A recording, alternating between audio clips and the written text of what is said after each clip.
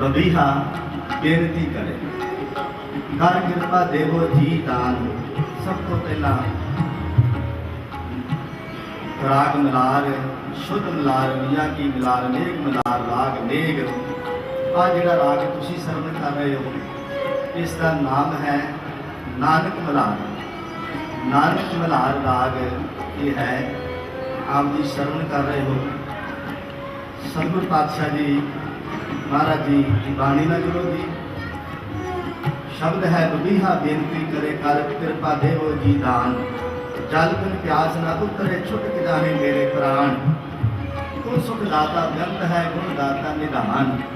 नानक गुरमुख बख्श लै अंत बेदी होए भगवान। बेदी साडा यार बन के साडा मित्र बन के दोस्त बन के हे प्रभु जी अंत वेले साडी बाह पकड़ के इस भव सागर को पार कर दो। साडी आ बेनती ये प्रवान कर ले। संत बाबा जी बाबा सुच्चा सिंह जी की सालाना बरसी सालाना याद विच असी सारे एकत्रित होए हाँ। उन्हां महापुरखां नूं सच्ची श्रद्धांजलि असी बड़े प्यार दे नाल बाणी द्वारा रागां द्वारा उन्हां नूं अर्पण कर रहे हैं। क्योंकि आप तो रागां नूं सृजण वाले ते राग सम्मेलन सृजण वाले जिन्हों ने 31 रागां का सम्मेलन सब तो पहला इस ज्योति टकसाल विखे आरंभता की थी। ज्योति टकसाल के बानी संत बाबा सुच्चा सिंह जी जिन्होंने बड़े उद्यम कार्य बड़े उपराले करके ये प्रोग्राम को सफल बनाते रहे सफल बनाते रहे।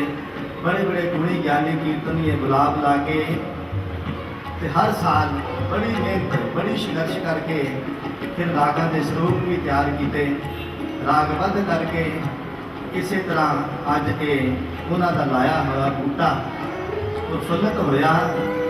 उस बूटे को जिस तरह हम पानी दे के सिंज रहे हैं संत बाबा जी यानी अमीर सिंह जी जल्दी टकसाल के मुखी वो भी इस लड़ी को अगे बड़े तवज्जो नाल बड़े प्यार के नाल इसनूं अगे वधाई जा रहे हैं कि बच्चे कीर्तन के नाल जुड़न।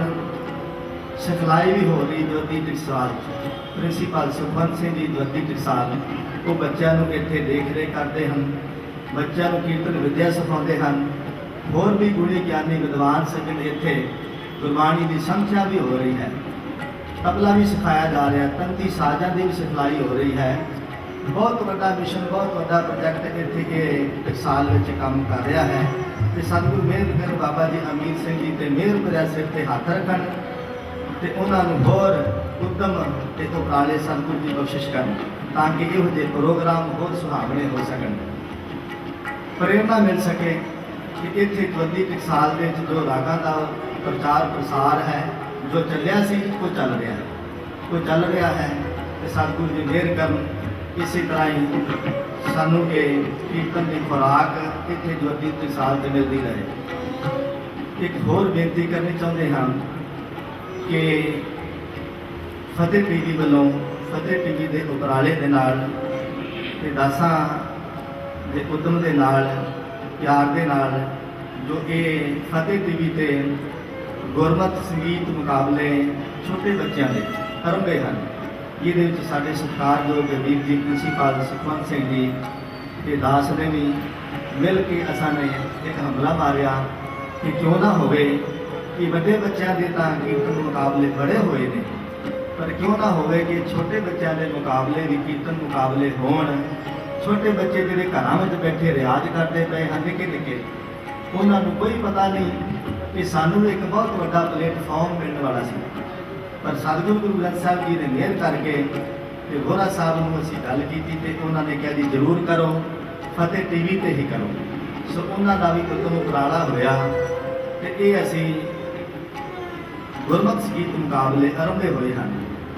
जिहदी 30 तरीक नूं मैगा ऑडिशन भी है, उहदे विच सारा पंथ एकजुट मुठ हो के उस बच्चों का हौसला अफजाई करना है ताकि वो बच्चों को होर संगीत की दात होर कीर्तन की दात ते असी सारे आप जुड़िए ते बच्चे भी जुड़न।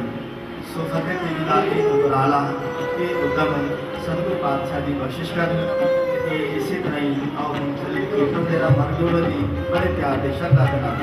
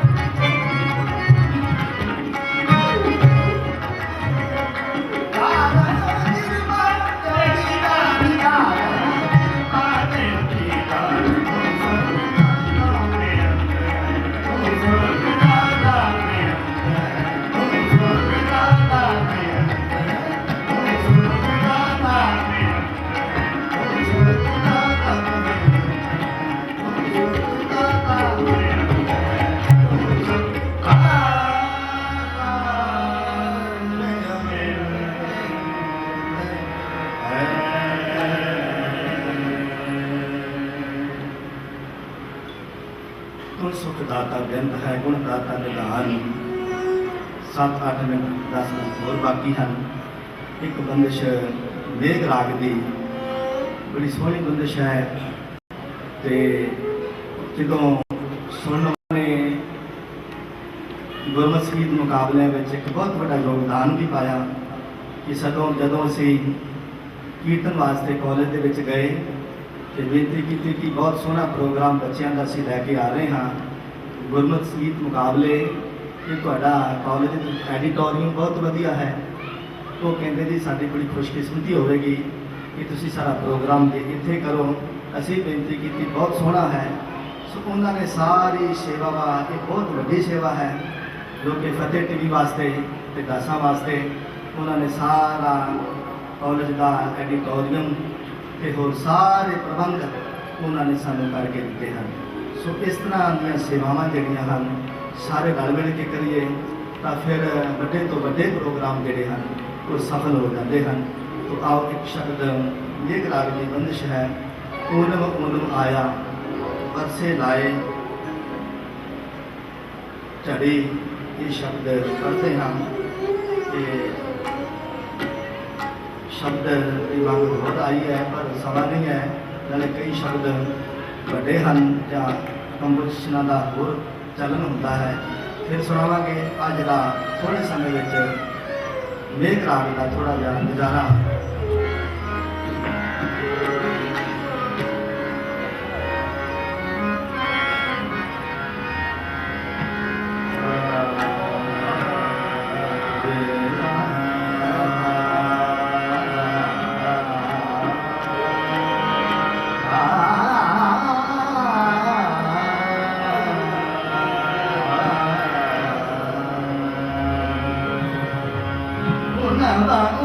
Nam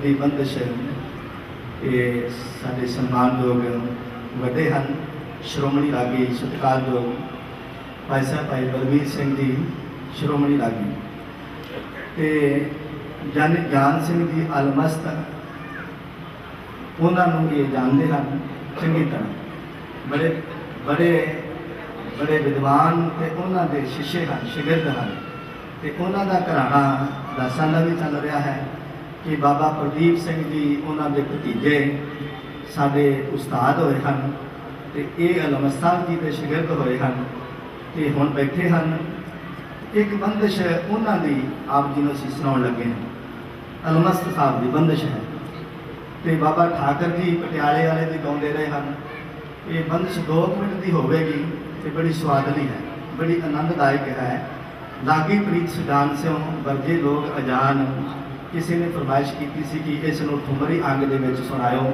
ਜੋ ਹਰਮੰਦਰ ਸਾਹਿਬ ਅਸੀਂ ਗਾਉਂਦੇ ਹਾਂ ਕਈ ਵਾਰੀ ਤੇ ਸਵੇਰੇ ਬਿਲਾਵਲ ਦੀ ਚੌਂਕੀ ਵੀ ਹੈ ਦਰਬਾਰ ਸਾਹਿਬ ਤੇ ਤਾਂ ਪਹਿਲਾਂ ਬੇਨਤੀ ਕਰ ਲਈ ਕਿ ਭਾਈ ਸਾਹਿਬ ਜੀ ਦਾ ਟਾਈਮ ਸੀ ਪਹਿਲਾਂ ਇਹਨਾਂ ਦਾ ਬੇਨਤੀ ਕੀਤੀ ਜੇ ਹੋ ਸਕੇ ਤਾਂ ਪਹਿਲਾਂ ਸਾਨੂੰ ਮਿਲ ਜਾਵੇ ਤਾਂ ਕਿ ਪਹੁੰਚ ਜਾਈਏ ਹਰਮੰਦਰ ਸਾਹਿਬ ਹੁਣ 12-1 ਵਜੇ ਪਹੁੰਚਾਂਗੇ ਫਿਰ ਜਾ ਕੇ ਕੀਰਤਨ ਦੀ ਹਾਜ਼ਰੀ ਸਵੇਰੇ 6:40 ਤੇ ਬਿਲਾਵਲ ਦੀ ਚੌਂਕੀ ਹੈ ਸੋ ਇਹ ਹੁਣ ਆਓ 2 ਮਿੰਟ ਦੀ ਰਚਨਾ ਹੈ ਬੰਦਿਸ਼ ਹੈ ਬੜੇ ਪਿਆਰ ਨਾਲ ਸਰਵਣ ਕਰੋ ਜੀ ਬਹੁਤ ਕੀਮਤੀ ਇਹੋ ਜਿਹੀਆਂ ਚੀਜ਼ਾਂ ਬਣਾਈਆਂ ਹੋਣ ਵਿਦਵਾਨਾਂ ਨੇ ਤੋ ਜਦੋਂ ਵਿਦਵਾਨ ਬੈਠੇ ਹੋਣ ਅਸੀਂ ਸੁਣਾਉਣ ਲੱਗੇ ਹਾਂ ਸ਼ਾਇਦ ਪਹਿਲੀ ਵਾਰੀ ਇਹ ਬੈਠੇ ਹਨ ਤੇ ਤਾਂ ਸੁਣਾਉਣ ਲੱਗੇ ਹਾਂ ਉਹਦਾ ਤਾਂ ਬੜੀ ਵਾਰੀ ਪੜ੍ਹੀ ਹੈ ਪਰ ਇਹ ਅੱਜ ਪਿੱਛੇ ਪਹਿਲੀ ਵਾਰੀ ਬੈਠੇ ਹਨ ਤੇ ਅੱਜ ਇਹਨਾਂ ਨੂੰ ਇਹ ਬੰਦਿਸ਼ ਅਸੀਂ ਜ਼ਰੂਰ ਸੁਣਾਵਾਂਗੇ ਕਿ ਅਲਮਸਤ ਸਾਹਿਬ ਜੀ ਦੀ ਰਚਨਾ ਸਰਵਣ ਕਰੋ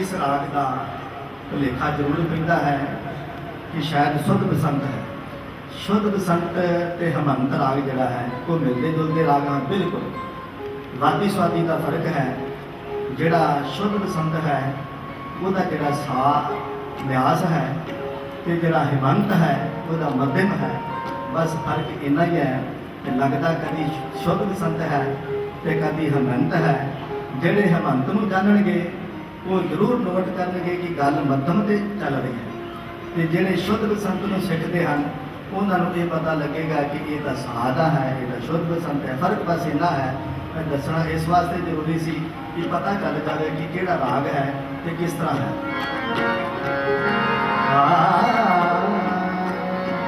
ਸਾਗਾ ਸਾਗਾ ਮਾ ਗਾ ਮਾ ਸਾਗਾ ਨੀ ਸਾਗਾ ਮਾ ਗਾ ਨੀ